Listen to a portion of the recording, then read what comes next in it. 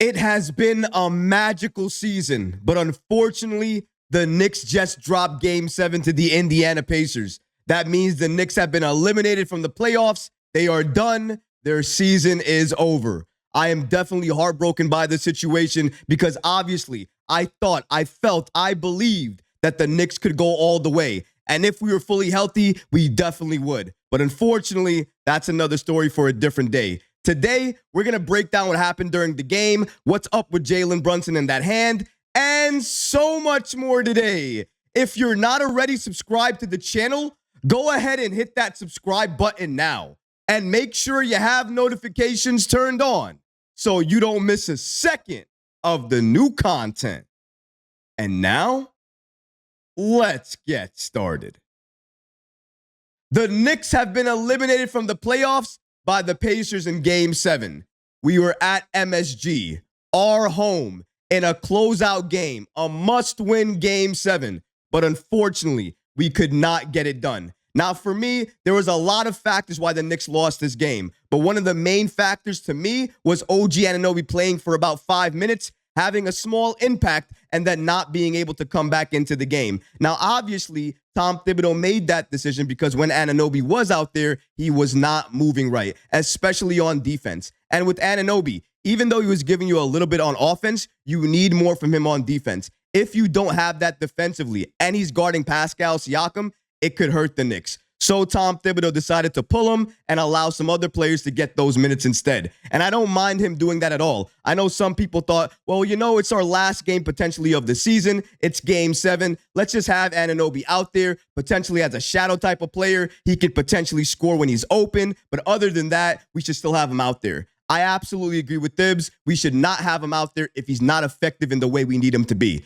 He's not been effective on defense when he was out there for those few minutes. Since that's the case, you already knew Tom Thibodeau was not going to keep him in the game. So I understood why he took him out. But another thing that we had to deal with is, before the game, it was announced and confirmed that OG Anunoby and Josh Hart would both be active and be able to play for the Knicks in Game 7. So I think that gave the Knicks some type of confidence. But obviously, when you see OG Anunoby come in and then go out and never come in again, it definitely hurts what you thought you had. They probably thought they had at least 20 to 25 minutes of OG Anunoby on the floor for them. And when you only get 5 minutes, it will definitely disrupt everything you're trying to do. That, and you have Josh Hart still dealing with that abdomen injury, still not looking like himself, still not moving the way he wants to move. And even though I absolutely appreciate him playing and pushing through the pain, you could see that's exactly what he was doing. Pushing through the pain and trying to stay active while he was out there. And even though he tried to do a good job of it, he was not that great in the minutes he was playing just because of the pain he was dealing with. And you could tell the rebounds he was not getting many of them. He was not doing the coast-to-coast fast breaks like he normally does.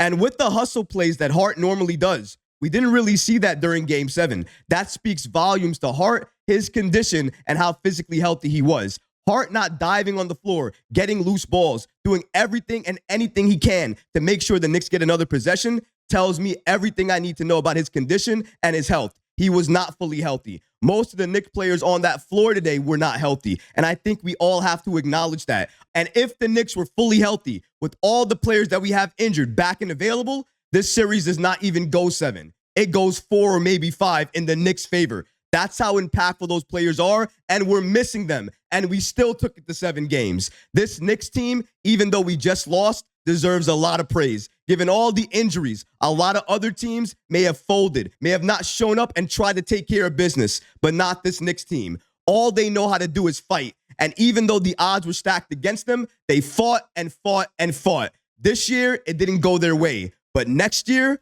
a fully healthy Knicks roster, I believe that goes all the way to the NBA Finals because that's how good this Knicks team can be. We have a squad, ladies and gentlemen. That is something to be happy about. But unfortunately, we have to talk about the reality. And the current reality is the Knicks have been eliminated from this game. Final score, 130 to 109. Yes, you heard me right. I did not stutter there. The Pacers blew us out on our home floor in a Game 7 at MSG. A must-win game.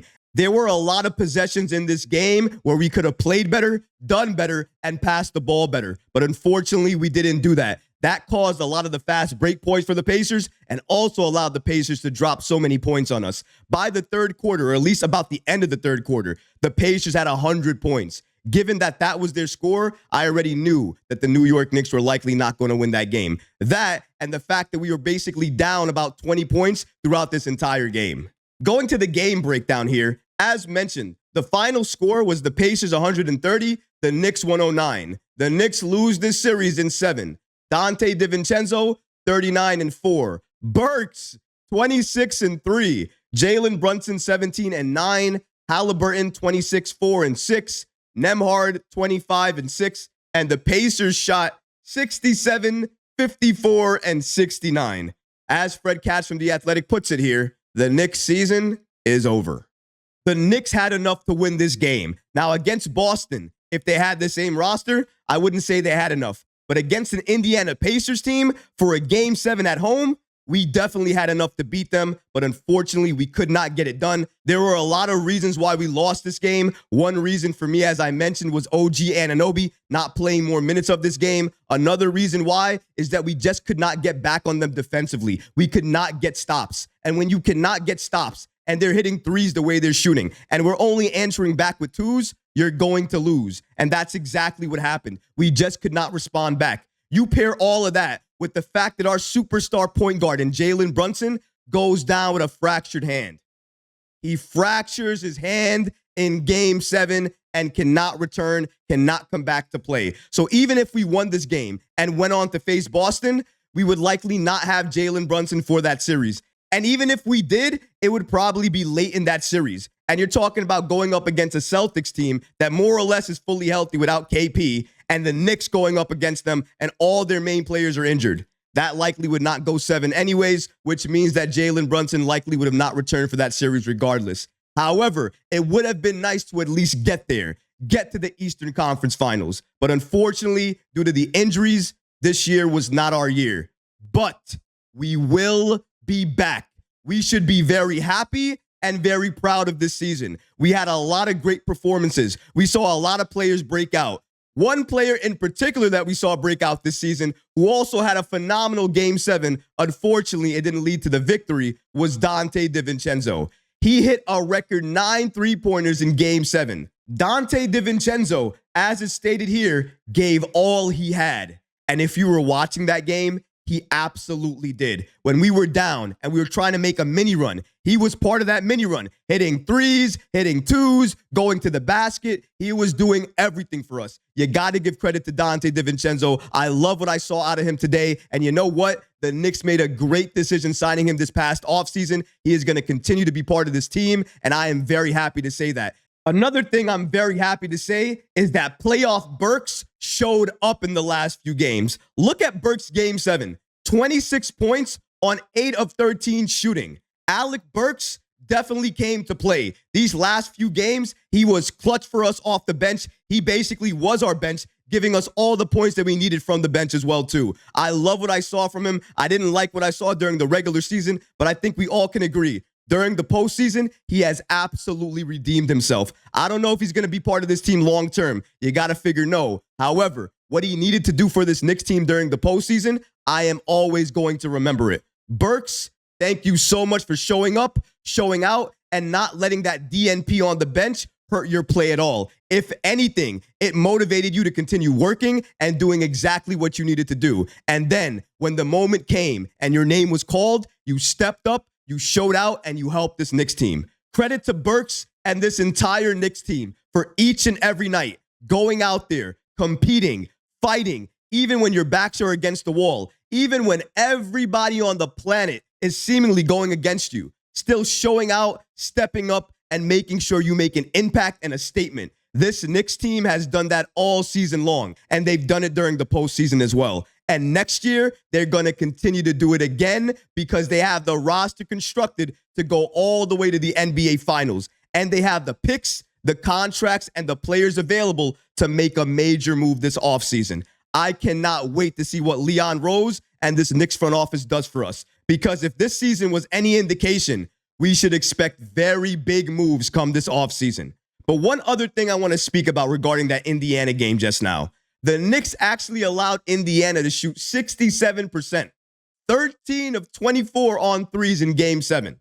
When you do that, you are going to lose. You need to be able to defend the three, you need to be able to get stops, and you need to be able to not only control the boards, but also to convert on the points that are allowed. If you're given an open look, you have to take that shot, because if you don't, who knows what that could mean? Maybe you drive down to the basket and you're stripped, or maybe you go up for a shot and you're blocked. Sometimes it's not that hard. If you're open, take the shot. A lot of times what I saw some of these Knick players do is if they were open, they would try to hesitate and then drive to the rim. Now, I can understand that. If you're not shooting well already, you might be a little hesitant to shoot the ball and want to drive in for an easier bucket.